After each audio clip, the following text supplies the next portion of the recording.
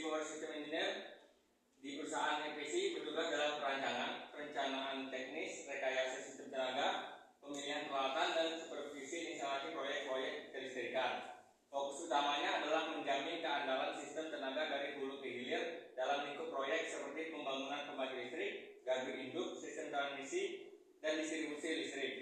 Mereka juga bertanggung jawab dalam koordinasi lintas divisi, yaitu engineering, procurement, dan construction, untuk memastikan keberhasilan proyek sesuai standar teknis dan regulasi. Tahapan dari sertifikasi dari EPC yaitu yang pertama ada pendidikan dan pelatihan dasar, kedua ada skema sertifikasi EPC, yang ketiga ada uji kompetensi proyek, yang keempat sertifikasi teknis dan proyek, yang kelima pengalaman lapangan dan pengembangan, yang terakhir ada sertifikasi ulang dan spesialisasi. Pendidikan dan pelatihan dasarnya yang utama yaitu lulusan D3 atau S1 teknik elektro, tenaga listrik atau energi. Pelatihan teknik EPC mencakup desain sistem distribusi dan transmisi, kemudian perencanaan sistem tenaga dan studi kelayakan. Yang ketiga ada software seperti ETAP, Silent, AutoCAD, Electrical. Skema sertifikasi EPC yaitu sertifikasi dilakukan melalui proyek aktual di lingkungan EPC, terdiri dari 3 tingkat. Yang pertama junior engineer atau asisten desain dan dokumen, yang kedua senior engineer atau desain mandiri dan analisis sistem, dan yang ketiga ada lead engineer atau manajer integrasi sistem, review teknis, dan kepemimpinan proyek. Kemudian uji kompetensi di proyeknya yaitu penilaiannya dilakukan oleh engineer manager.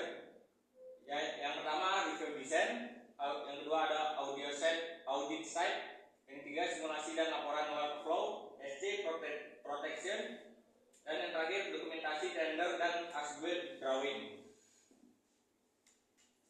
Sertifikasi teknis dan proyek. Sertifikasi dikeluarkan oleh perusahaan EPC dengan asosiasi teknis. Yang pertama portofolio profesional, kedua kualifikasi tender proyek, yang ketiga promosi jabatan. Pengalaman dan pengembangan profesional. Untuk naik ke level lebih tinggi, insinyur harus mengumpulkan pengalaman kerja dan jam terbang yang relevan. Junior ke senior minimal 2 tahun, senior ke lead minimal 4-5 tahun, memimpin desain dan integrasi. Kemudian ikut serta dalam workshop, audit teknik, desain revisi, dan komisi sistem. Sertifikasi ulang dan spesialisasi. Pertama ada grid code completion, EBT integration, yang ketiga AV substation dan switch charger design, dan yang terakhir project manager sertifikat PMC. Kemudian tingkatan dari junior engineer yaitu perannya mendukung penggambaran teknis, membuat single line diagram, membantu pemodelan beban, bekerja di bawah supervisi insinyur senior. Kemudian tingkatan seniornya yaitu menyusun sistem distribusi atau transmisi, menentukan rating peralatan, menyusun laporan teknis dan revisi desain, dan yang terakhir mulai terlibat koordinasi lintas fungsi atau tim proyek, vendor, dan pelaksanaan. Kemudian tingkatan lead engineer atau manager yaitu perannya bertanggung jawab atas seluruh skop desain teknis proyek, kemudian menyusun roadmap kelistrikan proyek EPC, dan verifikasi dan validasi desain dari BIM. Dan terakhir koordinasi dengan stakeholders eksternal atau konsultan pemilik proyek PLN.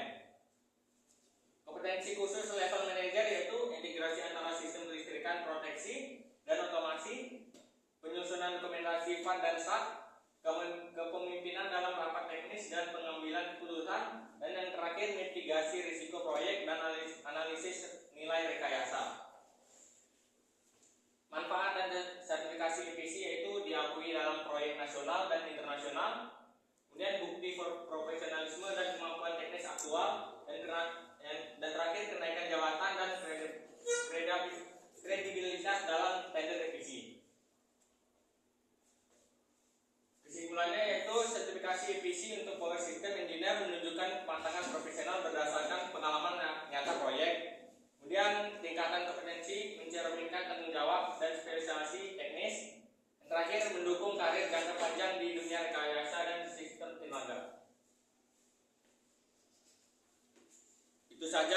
dapat saya sampaikan. Kurang lebihnya saya mohon maaf. Saya akhiri.